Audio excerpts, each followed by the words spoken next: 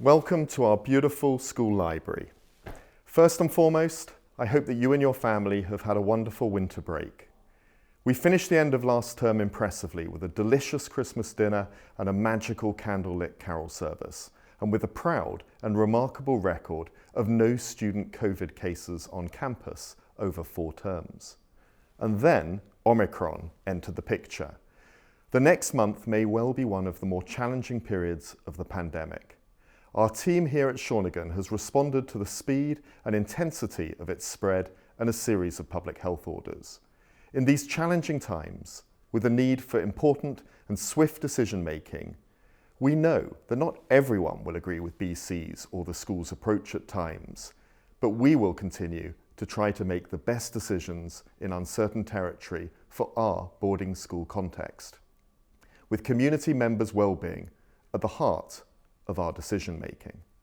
Thank you as our students for your patience, understanding and trust. This has been a time of unsettling news, a delayed start, rearranged travel and plans, hotel quarantine, testing, cancelled tournaments and different protocols on campus. I'm extremely proud and grateful for the staff team members who stepped forward over the break, sacrificing their own family time to ensure we had the best plan for Shawnigan and for you. Welcome back, and a very special Shawnigan welcome to our 3 new students, Anna, Jake and Victor, and new members of staff, Mr. De Geiter and Ms. Schmidt. We also have 2 new members born into our community, Matilda Wren MacDonald on 26th of December and Jordan Lily Venables on 3rd of January. I have drawn great strength from news coming in of your achievements, university offers, scholarships and adventures. And Ava Ferrance, take a bow.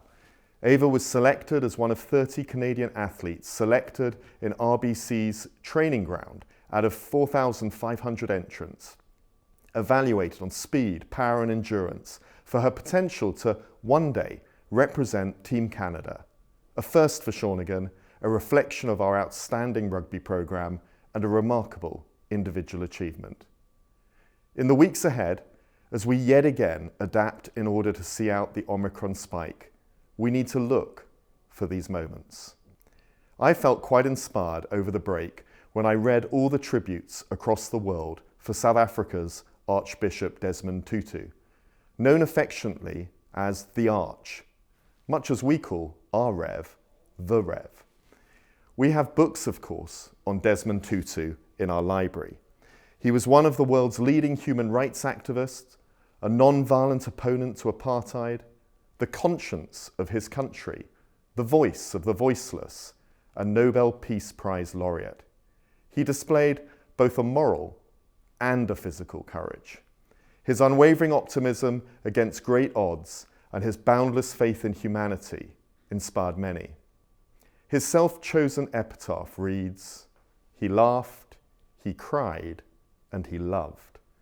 A man with a delightful sense of mischief, an outrageous and often disarming sense of humour, and an infectious laugh.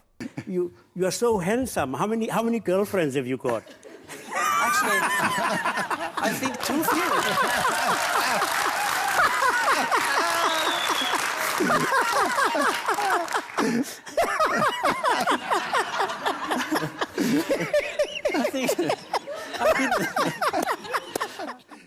There are many here with Southern African backgrounds, both staff, students and parents, and this passing of a Lionheart resonates in our Shawnigan community. I taught at the school in Swaziland, now East Swatini, where Desmond and Leah Tutu chose to send their children. 10 kilometres across the border from apartheid South Africa, and where their children could receive a multicultural education, an educational phoenix from the ashes of apartheid. At the outset of the pandemic, I walked into Shawnigan's English department and found that a teacher had put a Tutu quote for all to see on the whiteboard at the top of the steps. It read, "Hope is being able to see that there is light despite all of the darkness." As we step into January and a new term, this message strikes me as particularly important. We are stepping into the light. The Omicron variant will thwart us for a while. We will have Omicron on campus, but I know and hope that we will take it in our stride. If you know little of Desmond Tutu, I challenge you to be curious and explore about this global giant. His partnership with Canada was deeply appreciated. In particular, his efforts to support our country's ongoing journey of truth and reconciliation with Indigenous peoples. Listen to the wisdom of this. There comes a point when we need to stop just pulling people out of the river. We need to go upstream and find out why they're falling in. From the Indigenous context of Canada to health and wellness programming at Shawnigan, we need to listen to this advice and go upstream. As ever, you're probably thinking the head is off on a red herring, a tangent. But if you remember one thing from this address, I'd love it to be my introduction of you to the Zulu word ubuntu. Tutu defined it as, ubuntu speaks of the very essence of being human. We say, hey, so-and-so has ubuntu. Then you are generous, you are hospitable, you are friendly and caring and compassionate. You share what you have. It is to say, my humanity is caught up, is inextricably bound up in yours. We belong in a bundle of life. We say, a person is a person through other persons. In essence, I am because you are, because we are. You can't be human in isolation. You are human only in relationships. Tutu believed in Ubuntu. He believed in humour, humility, and humanity. I venture to say that South African Mrs. Grass is the embodiment of Ubuntu on our campus, someone I look up to, and I know that generations of Shawnigan students have drawn inspiration from her modest Ubuntu. The Rev guides us in every message to believe in humanity. And we have many members of staff who act in word and deed in the spirit of Ubuntu. In the days and weeks ahead, we need to draw on Shawnigan's distinctive sense of Ubuntu. We are defined by each other and our relationships. We are going to need, both individually and collectively, to be generous, friendly, caring, and compassionate. This is going to be a challenging period, and views in our parental community may be even more divergent than before as we seek to respond to imperfect information and to the best of our ability. Having spoken last week to boarding school heads in other provinces, I feel very fortunate that we live in a province where keeping the schools open remains a high priority. At Shawnigan, empathy and kindness will be critical to our success. We're all disappointed that Ski Week and its magic have been put off to next year, but I suspect we all, deep down, know that it is a bridge too far at the moment. We need to draw on the spirit of Tutu's boundless optimism. And we have lots of exciting plans ahead of us. From Lunar New Year celebration to winter sports, from Mount Washington to wild play, from wilderness adventures to house outings. And more than anything, I dream, after those Facebook photos of Lonsdale's in December, of us having an inter-house curling competition. Our two co-heads of school, McKinley and Dom, along with the prefects, are planning lots of surprises, fun and mischief along the way. We will find the joy. You need to be mature, responsible and vigilant to ensure that we don't end up with an outbreak that disrupts our ability to keep campus up and running. And you each need to fight the magnetic pull of touching the nose of Percy Lake for good luck. Students and alumni find the lure of this super spreader irresistible. You cannot hide.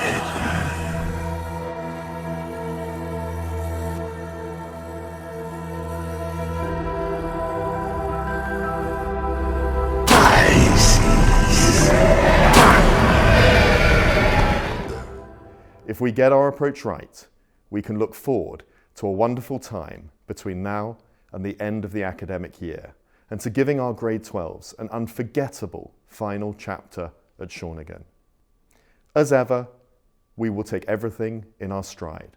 And after all, it is the year of the tiger, perhaps the year of the black and gold tiger. Character is destiny. Good luck with the term ahead. Over to the Rev. Thank you, Headmaster. What's that? Oh, they're doing a great job here, the folks here, yeah. Thanks, Bonnie. Thanks for coming by. So I'm coming to you from the laboratory today, kind of as a tip of the hat to the people that are doing all the research on COVID and looking for better and newer vaccines and whatnot. I know what you're thinking, the glasses that I'm stereotyping, you know, a scientist is wearing nerdy glasses and stuff. These are my glasses. I do wear them sometimes for reading. No, actually I am stereotyping scientists. But I'm not a scientist, clearly. I barely got through chemistry in high school. So I'm like a lot of people. I'm trying to trust the experts, trust the people that have not just passed high school chemistry, but who've devoted their life and their career to science and to furthering scientific knowledge. So trying to trust those people, at least to give us the best guidance and the best kind of information that they can.